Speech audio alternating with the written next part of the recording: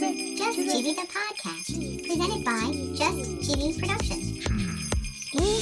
Hi there, I'm your host, Fondue. And I'm Cheesy. It's Christmas Eve. Yay! In honor of the holiday, we're going to be doing a dramatic reading. Cheesy reading? Dramatic Cheesy? reading of Twas the Night Before Christmas. Dramatic. We're going to learn about Saint Nick, Ooh. sugar plums, Whoa. and kerchiefs. Okay. We're going to talk about reindeer, Oh. Donder, What? Blixen, Who? Rudolph, Rudolph. nose gestures, and Thistle. Okay. And of course, no episode would be complete without our very cheesy joke. Yeah, Joe. Stay tuned for episode 110, Twas the Night Before Christmas, on Just Cheesy the Podcast.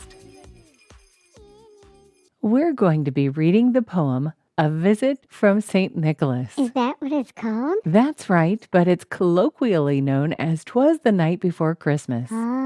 According to celadonbooks.com, the poem Twas the Night Before Christmas was actually written, so they think, by Clement Clark Moore for his children in 1822. Whoa. Apparently, he read it to his children on Christmas Eve, and a friend visiting from upstate New York was so impressed that she sent it to a newspaper editor who published it the following year. Whoa. The poem was attributed to Moore in 1837, which was 14 years after its original publication. Wow. He didn't claim it until 1844, and he included it in a book of poetry. Oh. And I guess the original poem that Moore wrote and signed for an acquaintance in 1860 sold for $280,000 to a Manhattan CEO in 2006. Holy cow. In 1828, Major Henry Livingston Jr.'s family claimed he was the real author, Ooh. but they didn't have any physical evidence. Whoa. The poem is old enough that it's in the public domain. Ooh. So we're going to be reading from public-domain-poetry.com. Okay. Are you ready, Cheesy? I am. Here we go.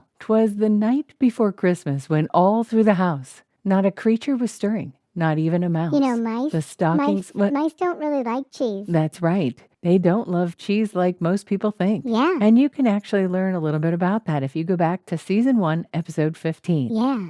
Now let's start again. Okay. 'Twas the night before Christmas when all through the house not a creature was stirring, not even a mouse. The stockings were hung by the chimney with care in hopes that St. Nicholas soon would be there. Who's St. Nicholas? Well, according to Wikipedia, St. Nicholas is another name for Santa Claus. Oh. It says here that St. Nicholas of Myra was born in 270 AD. Whoa. He was a Greek Christian bishop, Okay. and he was from a maritime city of Myra in modern-day Turkey. Whoa. Lots of miracles are attributed to him, Really? but he is the patron saint of unmarried people, Whoa. students, sailors, merchants, archers, repentant thieves, Okay. brewers, pawnbrokers, and children. Go Santa. That's right. Go, Santa. Okay, let's get back to the poem. Okay. The children were nestled all snug in their beds while visions of sugar plums danced in their heads. Did you learn about a sugar plum? Yes. As always, I learned something new Yeah. when researching for the show. According to thedairyalliance.com, sugar plums are not plums. I thought they were plums. Yeah, I would have thought that as well. I Yeah. mean, and there's even the Nutcracker song, The Dance of the Sugar Plum Fairy. Yeah. Still not plums. Huh. Wow. Apparently, a sugar plum is a piece of hard candy made of hardened sugar coating Whoa. and a seed, nut, or spice, or another fruit. Whoa. And the word plum was to refer to its size and oval shape, not its taste. Wow. And they also said back in the 1800s, these would have been for the very rich because they were very difficult to make. Ooh la la. The sugar coating had to be gradually built up over time in a process they call panning, Okay. which means they had to repeat it. Up to 30 layers of sugar had to be added, Holy cow. taking several days to create. Wow. Sugar plums didn't become available to the masses until the 1860s. Whoa. And the manufacturers created their own name for the candy, so the term sugar plum was phased out of popularity. Wow. The children were nestled all snug in their beds, while visions of sugar plums danced in their heads. Yum. And Mama in her kerchief and I in my cap had just settled our brains for a long winter's nap. What's a kerchief? Well, a kerchief is sort of like a scarf. And I'm assuming, I've read a few things, but I'm assuming it was either because A, it was for modesty. Okay. B, in this case, they're wearing it to bed, so it was either to protect the hair Ooh, yeah. or to keep them warm. Ah. I mean, if Pa was in a cap, then I'm assuming it was pretty cold. Yeah. Okay.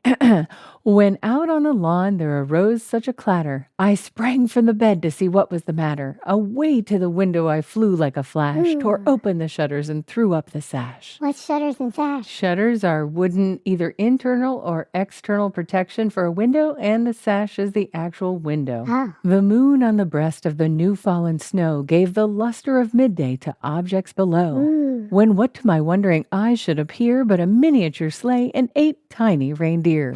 With a little old driver so lively and quick, I knew in a moment it must be Saint Nick. Yeah. More rapid than eagles, his coursers they came. He whistled and shouted and called them by name. What's a courser? I wondered the same. According to Wikipedia, a courser is a swift, strong horse. Oh. It says here it may have been derived from the Italian word corsiero, meaning battle horse. Ooh. I'm supposing in this context you would think most of the time a sleigh would be pulled by horses, and Yeah. here they're pulled by tiny reindeer. Yeah. More rapid than eagles, his coursers they came. He whistled and shouted and called them by name. Now Dasher, now Dancer, now Prancer and Vixen. On Comet, on Cupid, Donder and Blixen. Who? What? Right? So according to the Oklahoman.com, when Moore published his poems in 1844, the deer that we know as Donner Yeah. was actually named Donder. Ooh. And there's even some accounts of him being called Dunder. Dunder But Mifflin. more than likely, his real name is Donder Okay. because it's a Dutch word for thunder, Ooh. according to a 1905 Dutch to English dictionary. And Moore's family was Dutch and lived in a city with deep Dutch roots, New York City. Ah. It appears online that Blixen has also gone by the name Blixen, Really? Blixin, Okay. but I couldn't really seem to track down the origin. Huh. But we know him today as Blitzen. What about Rudolph? Well, Rudolph wasn't in this poem. What? And if you recall from the Rudolph the Red-Nosed Reindeer animated movie, we know that Rudolph Yeah. was pretty young. Oh, yeah. The department store Montgomery Ward began preparing for Christmas in 1939, almost a year in advance, Whoa. and they told the original holiday story of Rudolph. Wow. So when this poem was written in the 1800s, Rudolph hadn't met the other deer yet. Oh. And the animated movie from 1963 had a lot to do with General Electric. Really? You see, they had an engineer named Nick Hollignac who developed the first LED light bulb capable of emitting visible red light. Like Rudolph's nose. GE spent the equivalent of about $4.5 million into the stop-motion movie. Holy cow. Of course, it wasn't just a Christmas movie. It was also to push some ads like an electric toaster, an electric can opener, and an electric blanket. Of course. And there's a really great article on SmithsonianMag.com about the making of the movie. Ooh. Okay. As dry leaves that before the wild hurricane fly, when they meet with an obstacle, mount to the sky. So up to the housetop the coursers they flew, with the sleigh full of toys and St. Nicholas too. And then in a twinkling I heard on the roof the prancing and pawing of each little hoof. Ooh. As I drew in my head and was turning around, down the chimney St. Nicholas came with a bound. Whoa. He was dressed all in fur from his head to his foot, and his clothes were all tarnished with ashes and soot. A bundle of toys he had flung on his back, he looked like a peddler just opening his pack. Ooh. His eyes, how they twinkled, his dimples, how merry, his cheeks were like roses, his nose like a cherry. His droll little mouth was drawn up like a bow, and the beard of his chin was as white as the snow. The stump of a pipe he held tight in his teeth, and the smoke it encircled his head like a wreath. Ew. Hey, kids, don't smoke. Yeah, no. Just because Santa did back in the 1800s, they didn't know any better. Yeah. He had a broad face and a little round belly that shook when he laughed like a bowl full of jelly.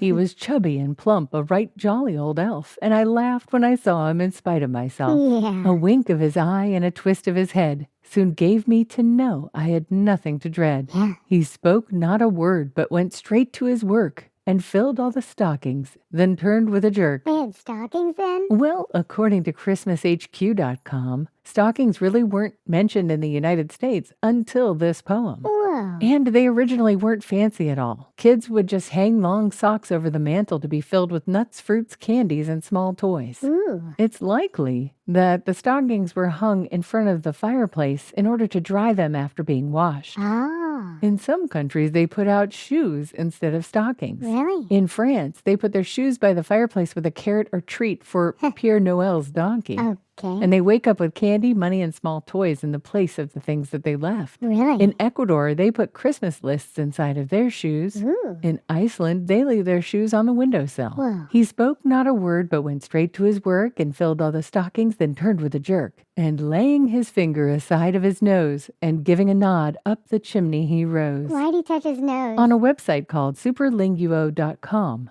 the author has some theories about the nose tap gesture. Okay. In the UK, the nose tap is sort of a metaphor for sniffing out trouble, Ooh. or a way of signaling knowledge that someone is clever. Okay. In the context in the poem, they think it means secret. Ooh. In the poem, he gives a nod and puts his finger on his nose, which would probably convey to keep Santa's secret, since Pa should actually still be in bed when Santa comes to deliver the presents. Yeah, he should. And giving a nod up the chimney, he rose. Yep. He sprang to his sleigh, to his team gave a whistle, and away they all flew like the down of a thistle. Down on a thistle. According to Merriam-Webster.com, this is the ripe flower head of a thistle. Okay. It looks to me a little bit like what a dandelion does when it's ready to blow away its seeds. Ah. He sprang to his sleigh, to his team gave a whistle, and away they all flew like the down of a thistle. Ooh. But I heard him exclaim, ere he drove out of sight, Happy Christmas to all, and to all a good night. I'm ready for a joke, Fondue. Okay.